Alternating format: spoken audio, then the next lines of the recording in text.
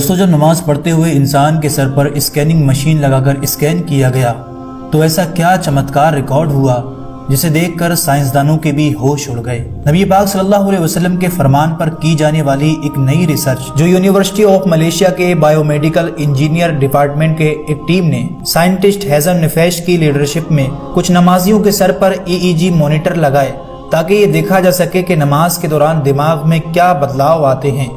Result دیکھ کر خود سائنسدان بھی حیران رہ گئے۔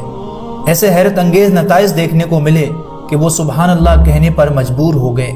ایسا کیا معجزہ ان کو نظر آ گیا تھا، یہ جاننے کے لیے اس ویڈیو کو اینڈ تک ضرور دیکھیے گا۔ دوستو، یہ ریسرچ ملیشیا کی ایک یونیورسٹی کی ایک ٹیم نے سائنسدانوں کی قیادت میں ایک ریسرچ کی جس میں نماز میں مصروف افراد کے دماغ کے حصوں کو نماز کے مختلف مراحل کے درمیان یعنی رکوع، سجود اور قیام میں دماغ کے اندر موجود اندرونی سگنلز کا مطالعہ کیا گیا، اور تحقیق کے نتائج سے معلوم ہوا کہ نماز کے دوران بالخصوص سجدے کے ٹائم دماغ میں الفا ویو ایکٹیویٹی میں نمایاں اضافہ ہو گیا، اور خاص طور پر سجدے کے وقت یہ سگنلز اپنے عروج پر تھے۔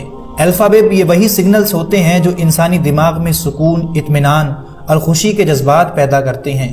یہ روز روز کی مشکلات اور تکلیف کے شکار دماغ کو پرسکون کرنے اور انسانی صلاحیتوں کو نکھارنے میں بھی اہم کردار ادا کرتے ہیں، اور سجدے کے دوران دماغ میں ان حصوں میں الفا ویو کا اخراج رسول اللہ صلی اللہ علیہ وسلم کی اس حدیث پاک کو حرف بحرف سچا ثابت کرتا ہے کہ مومن سجدے کے دوران اپنے رب کے سب سے زیادہ قریب ہوتا ہے۔ دوستو، کچھ سمے پہلے انڈیا کے شہر حیدرآباد کے ایک مشہور سائیکولوجسٹ نے اپنے ایک انٹرویو میں کہا کہ نماز پڑھنے والے دماغ کی بیماری سے محفوظ رہتے ہیں، اور مختلف ریسرچ میں یہ ثابت ہو چکا ہے کہ نماز انسانی جسم کے لیے ایک بہترین ورزش ہے۔ نمبر 1، جب ہم تکبیر کے لیے ہاتھ اٹھاتے ہیں تو یہ باڈی کو الرٹ کرتا ہے اور کندھوں کی نسوں کو ایکٹیو کرتا ہے۔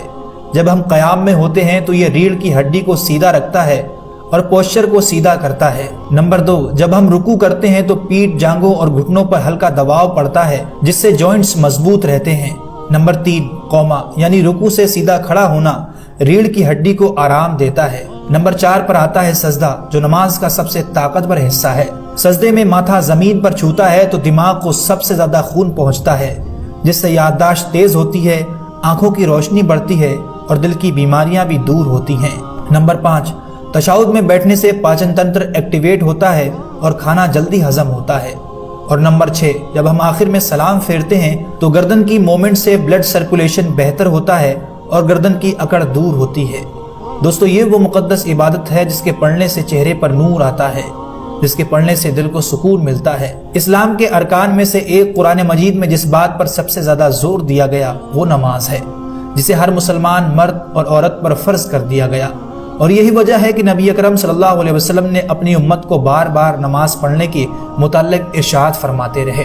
ایک جگہ آپ صلی اللہ علیہ وسلم نے فرمایا کہ مشرک اور مومن کے درمیان بنیادی فرق محض نماز ہے۔ ایک اور جگہ آپ صلی اللہ علیہ وسلم نے کہا کہ جب مومن سجدے میں ہوتا ہے تو اپنے رب کے زیادہ قریب ہوتا ہے، اور اسی فرمان پر جب ویگیانکوں نے ریسرچ کی تو جو نتائج سامنے آئے وہ آپ نے اس ویڈیو میں دیکھے۔ آخر میں دعا ہے کہ اللہ ہم سب کو سچا پکا نمازی بنائے۔